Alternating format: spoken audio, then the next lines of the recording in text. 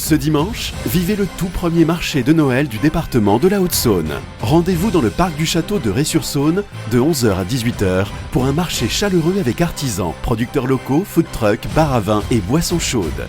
En famille, profitez d'un grand espace d'animation entièrement gratuit, jeux en bois, photos avec le Père Noël, contes et musique de Noël.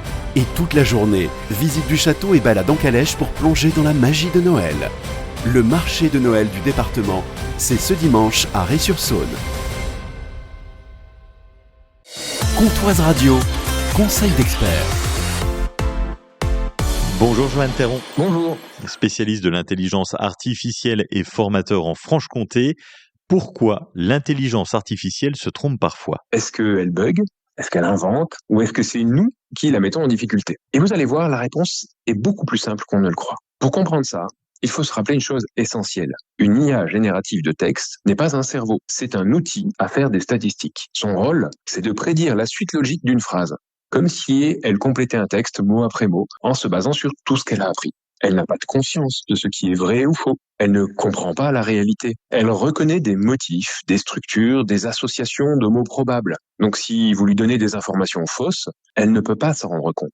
Et à la réflexion, nous aussi en fait, en tant qu'humains, quand on se base sur de mauvaises informations, on peut se tromper. Sinon, la désinformation ne fonctionnerait pas aussi bien. Mais alors, qu'est-ce qui se passe quand il n'existe pas de suite logique naturelle à ma demande ?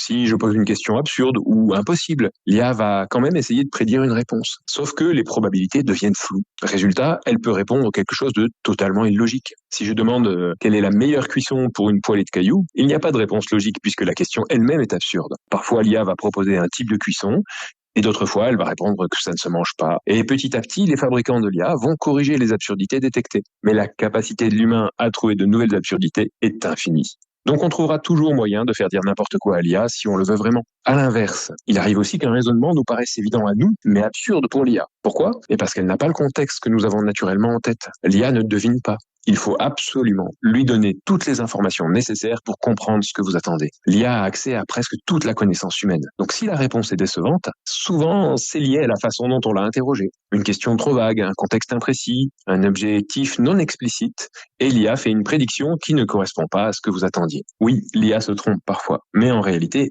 elle fait exactement ce qu'elle sait faire. Prédire la suite logique d'un texte d'après ce qu'on lui a appris et le contexte de notre question. L'intelligence artificielle qui reste un outil.